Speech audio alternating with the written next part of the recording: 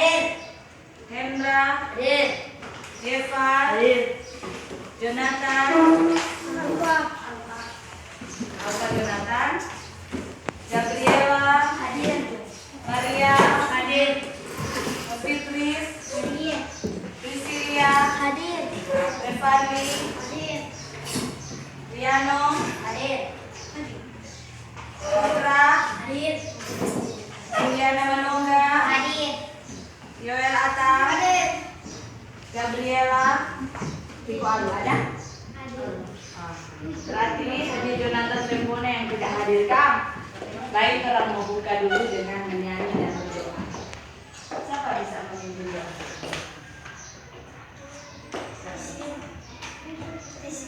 Priscil, ya sambil Priscil bersiap, berdoa buka, orang menyanyi bersyukur kepada Tuhan. 1, 2, 3. Bersyukur kepada Tuhan.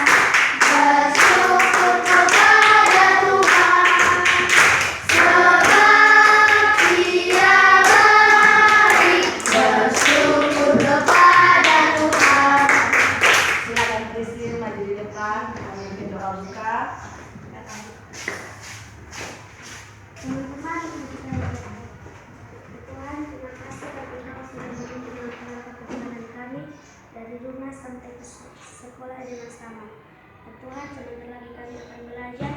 Tambahkan kami kepintaran, kesehatan, dan kekuatan agar kami boleh mengerjakan soal-soal yang diberikan oleh guru-guru kami dengan baik. Ya Tuhan, kami inilah yang menjadi doa dan permohonan kami hanya dalam Yesus terpuji dan nama Amin. Amin. Terima kasih untuk Priscil. Tepuk tangan dulu karena ada teman-teman. Semua mesti berani-berani tampil di depan, berdoa ataupun membawakan puji-pujian. Nah, baiklah adik-adik yang ibu kasihi, sekarang Nora akan belajar tentang mengampuni sesama sesuai yang sudah ada di papan tulis itu. Ya, sebelumnya tentunya kita akan membaca firman Tuhan. Kita buka bersama dalam kitab Lukas pasal 15.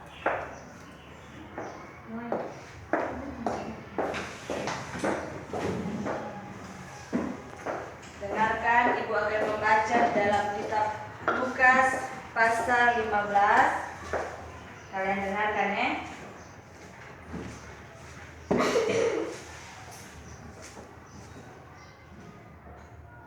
Ayatnya yang ke-11 hingga ayatnya yang ke-32. Panjang ini, dengarkan, Ibu mau bacakan. Perumpamaan tentang anak yang hilang. Yesus berkata lagi, ada seorang mempunyai 2 anak laki-laki. Kata yang bungsu kepada ayahnya, "Bapa, berikanlah kepadaku bagian harta milik kita yang menjadi hakku." Lalu ayahnya membagi-bagikan harta kekayaan itu di antara mereka. Beberapa hari kemudian, anak bungsu itu menjual seluruh bagiannya itu, lalu pergi ke negeri yang jauh. Di sana ia memboroskan harta miliknya itu dengan hidup berfoya-foya.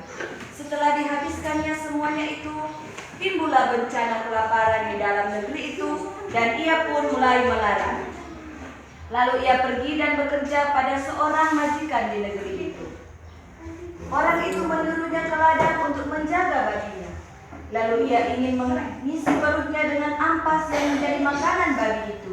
Tetapi tidak seorang pun yang memberikannya kepadanya. Lalu ia menyadari keadaannya, katanya, "Betapa banyaknya orang upahan Bapakku yang berlimpah-limpah makanannya, tetapi aku di sini mati kelaparan. Aku akan bangkit dan pergi kepada Bapakku dan berkata kepadanya, Bapa, aku telah berdosa terhadap surga dan terhadap Bapa. Aku tidak layak lagi disebutkan anak Bapa. Jadikanlah aku sebagai salah seorang upahan Bapa." Maka bangkitlah ia dan pergi kepada bapaknya. Ketika ia masih jauh, ayahnya telah melihatnya, lalu tergeraklah hatinya oleh belas kasihan.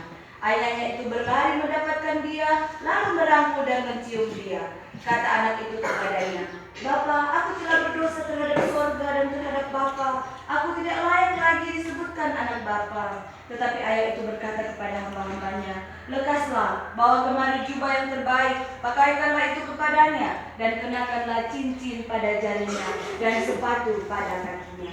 Dan ambillah anak lembu tambun itu, sembelihlah dia, dan marilah kita makan dan bersuka cita. Sebab anakku ini telah mati dan menjadi hidup kembali. Ia telah hilang dan didapat kembali. Maka mulailah mereka bersukaria. Tetapi anaknya yang sulung berada di ladang. Dan ketika ia pulang dan dekat ke rumah, ia mendengar bunyi seruling dan nyanyian tarian. Lalu ia memanggil salah seorang hamba dan berkata kepadanya, apa arti semuanya itu? Jawab hamba itu, adikmu telah kembali dan ayahmu telah menyembelih anak lembu tambun, karena ia mendapatkannya kembali dengan sehat. Maka marahlah anak sulung itu dan ia tidak mau masuk. Lalu ayahnya keluar dan berbicara dengan dia. Tetapi ia menjawab ayahnya, katanya, telah bertahun-tahun aku melayani Bapa dan belum pernah aku melanggar perintah Bapa. Tetapi kepadaku belum pernah Bapa memberikan seekor anak kambing untuk bersukacita dan dengan sahabat-sahabatku. Tetapi baru saja datang anak Bapa yang telah memboroskan harta kekayaan Bapa bersama-sama dengan pelacur-pelacur. Maka Bapa menyembelih anak lembu tambun itu untuk dia. Kata ayahnya kepadanya, anakku, engkau selalu bersama-sama dengan aku, dan segala kepunyaanku adalah kepunyaanmu. Kita patut bersukacita dan bergembira, karena adikmu telah mati dan menjadi hidup kembali. Ia telah hilang dan didapat kembali. Kita sambut dengan menyanyikan firman-Mu pelita. Firman-Mu pelita bagi kakiku dan sebagai suluh pada jalanku.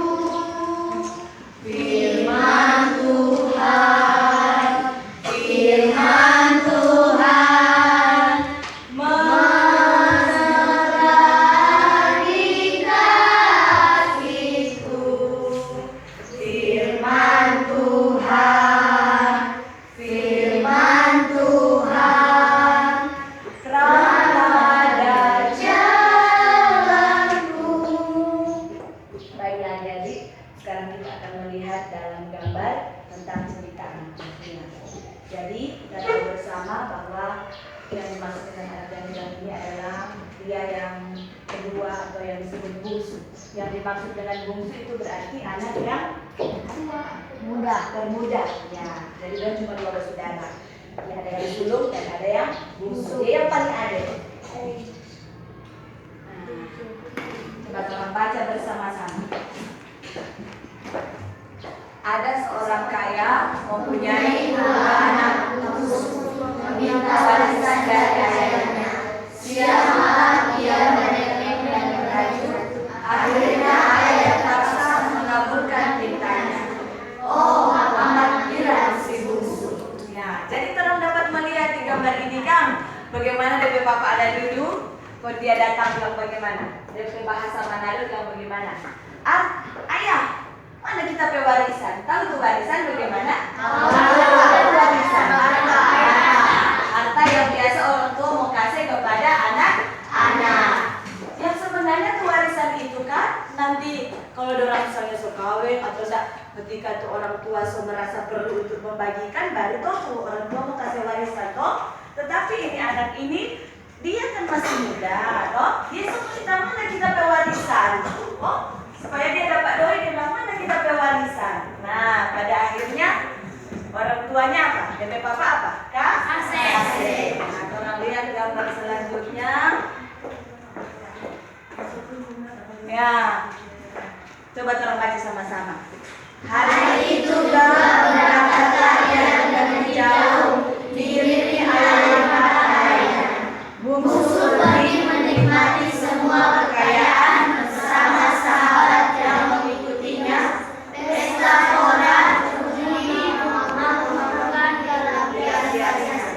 Nah, dia sembawa itu dari bapak pewarisan, dia berjual. Dia kan mempunyai banyak uang. Dia pergi ke Negeri yang jauh diiringi air mata ayahnya maksudnya apa? DP Papa sedih karena dia ada ambil Tuhan, tapi bukan cuma soal doi, tapi dia kasih tinggal DP Papa toh diiringi air mata ayahnya dia bikin karena DP tujuan untuk apa? Bersenang, berpesta pora ya. Nah kemudian kita lihat selanjutnya.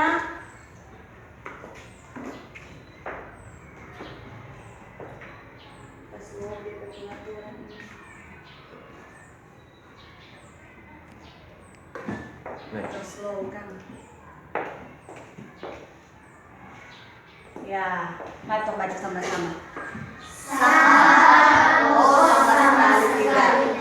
Mereka itu orang jahat yang ingin menghabiskan habis semua kekayaan si bungsu. Tiap hari diajarkan si bungsu berpesta pora, makan, minum, dan mabuk-mabukan. Karena dia ada banyak doi, toh mari sahabat, orang kita mau traktir mau nih, ayo datang beli minuman. Yuk orang berpesta sekarang, pasang teh kuat-kuat, banyak itu orang beli minuman mahal-mahal, toh karena ada doi waktu itu, ya. Jadi dia sahabat datang, orang traktir minuman ini toh seperti itu, ya. Ini kan contoh tuh anak yang dia so cowok tentu kan, masih anak-anaknya ada tuh begitu toh, nggak ada kan so cowok-cowok. Lanjut. Nah, akhirnya ludes semua uang dan harta bendanya. Si bungsu menjadi orang yang miskin dan melarat. Tak ada uang sepeser pun dalam kantongnya, dan semua sahabatnya pergi meninggalkan dia. Kenapa dia? Soalnya nak ada doi tuh. Soalnya nak jaga belikan minuman pada sahabat-sahabat tuh. Soalnya nak ada doi. Kok dorang apa dia? Dong kasih apa? Dong kasih tinggal. Dong bilang sudah jauh soalnya ada doi nanti di orang. Apa yang terjadi? Ya, kenapa dia?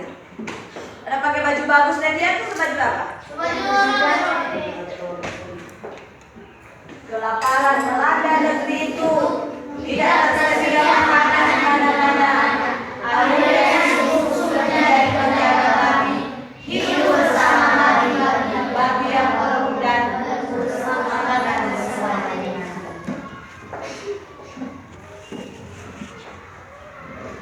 Ayo sama-sama.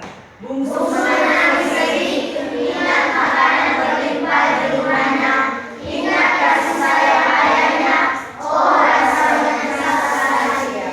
Kayaknya aku lapar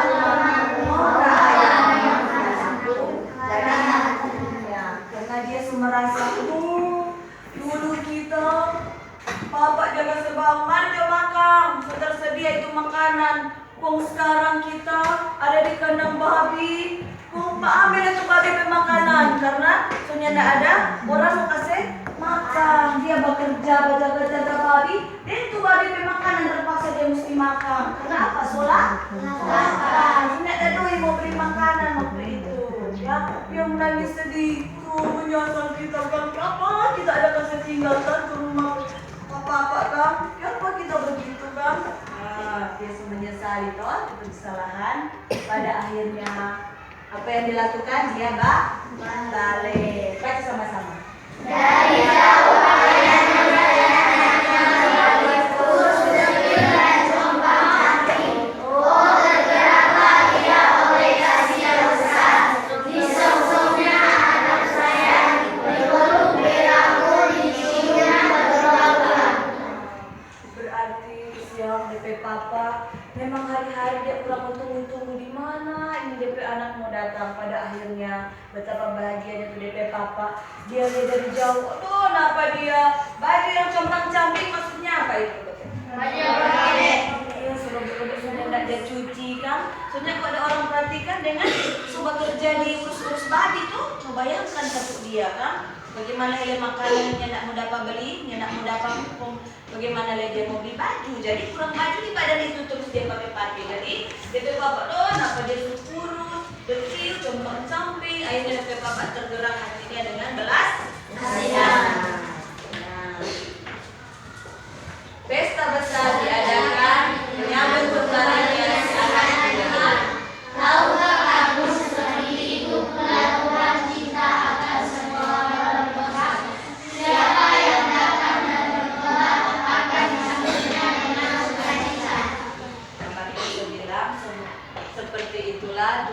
cinta kepada orang manusia. Sekarang mari kita menyanyi bersama-sama lagu Anak Bungsu. Tahu toh? 1, 2, 3. Anak bungsu pergi ke negeri orang, tinggalkan bapaknya mengeluh. Akhirnya habislah uang dan barang, hidupnya dalam susah penuh. Pulanglah anakku, Bapak rindu berseru. Pulanglah hai anakku, ada ampun Bapak Ibu. Sekarang berdasarkan cerita tadi, coba kita baca sama-sama. Cerita anak yang hilang adalah kisah ini menceritakan tentang seorang anak. Ia pergi meninggalkan orang tuanya tanpa permasalahan. Ia pergi bukan karena dimarahi, ia pergi bukan karena diusir, ia pergi atau kemauannya sendiri. Ia berfoya-foya, berpergian dan senang-senang sampai uangnya habis. Nah, sekarang apa yang terjadi selanjutnya? Setelah manusia dari kepadanya dan sabarannya yang banyak kesalahannya. Setelah ia menyesali semua dosa-dosanya, ia memutuskan untuk kembali ke rumah ayahnya. Si anak yang hilang akhirnya bertobat. Nah, mengapa dia disebut anak yang hilang? Disebut anak yang hilang karena ia pernah pergi meninggalkan ayahnya dan disebut anak yang hilang karena ia tidak berdayakan dan menghormati orang tua. Pelayanannya dari anaknya ini adalah keluarga. Sekarang ibu tanya, pernahkah orang menjadi anak yang hilang? Jawab dengan jujur. Pernahkah orang menyakiti hati orang tua? Pernah. Jadi orang pernah menjadi anak yang hilang. Ketika orang begitu sedih, orang pe mama cuma mereka suruh beli, Anggeli beli garam. Nah, kesini, mau kita bawa beli menjeri. Itu berarti anak-anak yang tidak menghormati orang tua. Oh, tidak apa? Tidak mendengarkan orang tua. Kalau anak yang penurut, berarti kalau orang tua bilang belajar, dia harus apa? Belajar. Jangan cuma belajar terus. Nanti ada orang tua mau suka tuh orang mau belajar terus. Paling tuh orang tua dalam hati, aduh, dia mau kurang belajar terus itu yang paling kali dia semua stres. Oh, ya tidak mungkin tuh orang tua kurang mau kurung. Ya pernah tuh Anggeli mama mau kurung dalam kamar. Anggeli, mama mau kucing anak, mau anak belajar di dalam. Tidak pernah toh?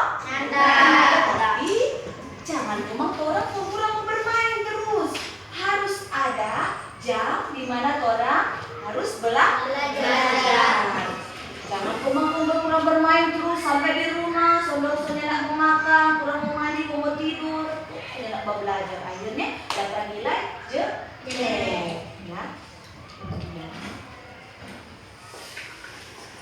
Anak yang hilang adalah manusia yang meninggalkan Tuhan. Mengapa? Karena manusia bisa mengikuti keinginannya untuk berbuat sesuatu yang Tuhan. Sekarang, anak yang hilang itu dikatakan bertobat karena ia menyadari kesalahannya, ia mau berubah, ia berani menanggung hukuman. Sekarang ibu yang membaca. Ayah anak itu menyimpulkan Tuhan Allah. Ya, cerita itu mau menggambarkan kita bahwa ayah anak itu menyimbolkan Tuhan Allah. Dia sama dengan Tuhan Allah. Karena apa? Karena ayah ini mau menerima anaknya, walaupun anaknya telah mengecewakan hati ayahnya.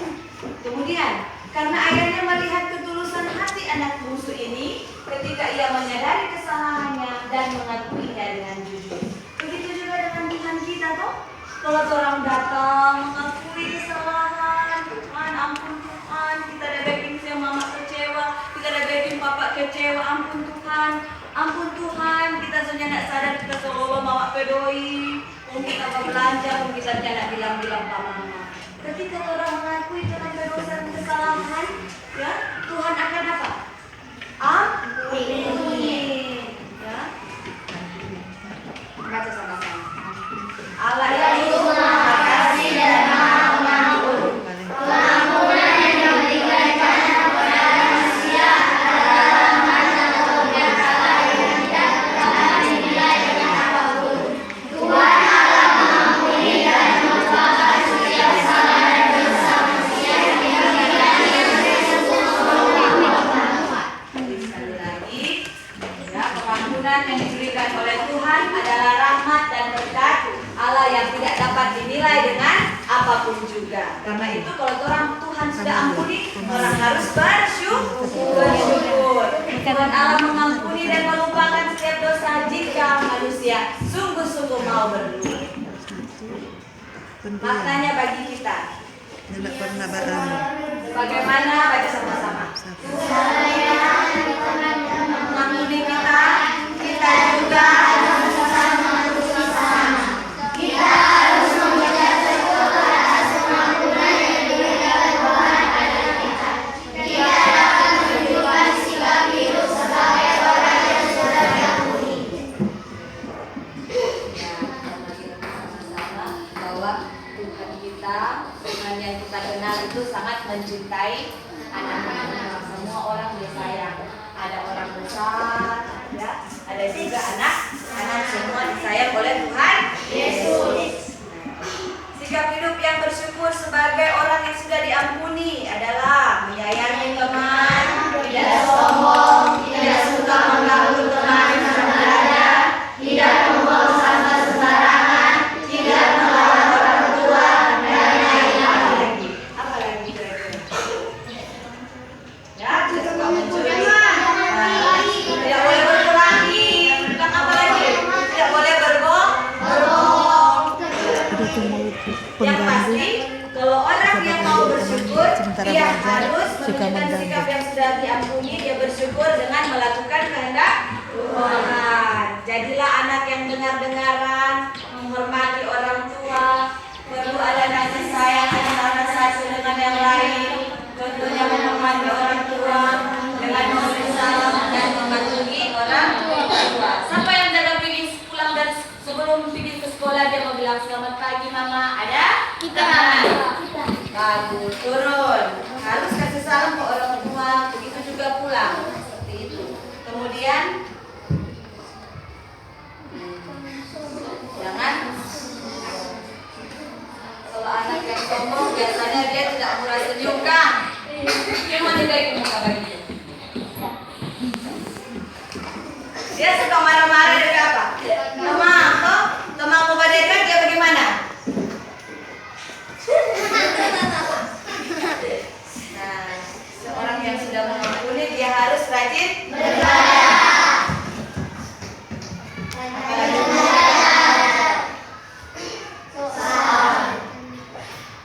Sekarang dalam isi soal ini silakan ambil buku dan tulis.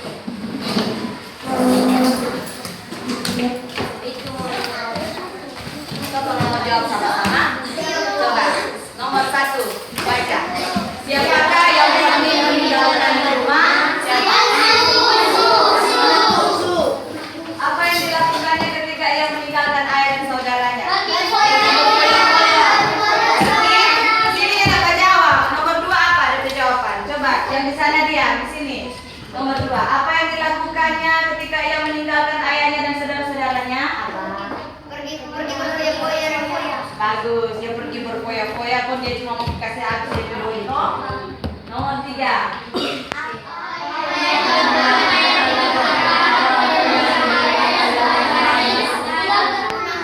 Pulang ke rumah orang. Kalau dia serasa siksa, akhirnya dia pulang. 4.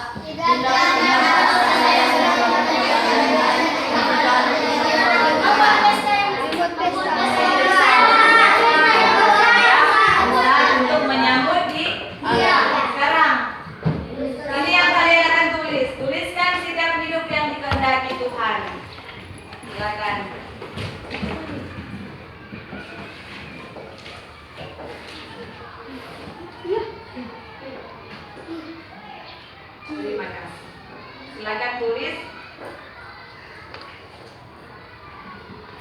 Iya.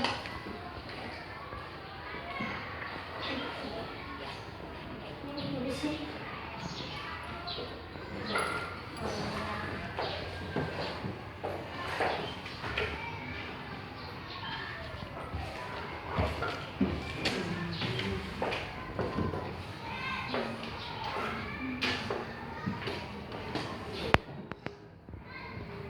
Itu.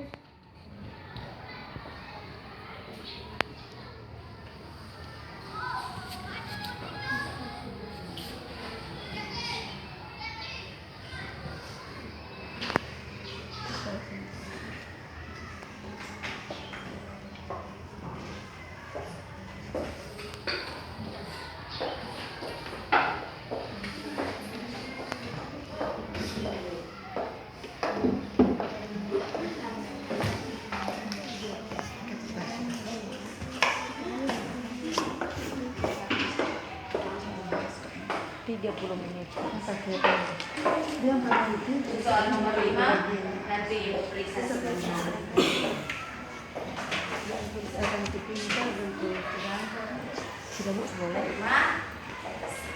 Silakan tulis itu.